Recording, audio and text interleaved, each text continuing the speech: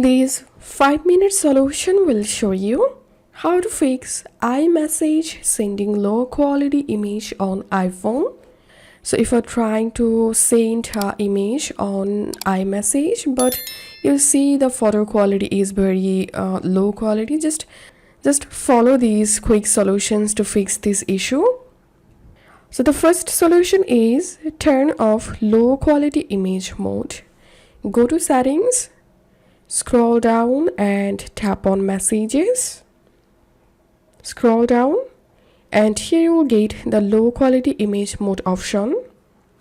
When this is on, images sent will be lower quality. So all you have to need, just disable this option and then tap on cellular or mobile data.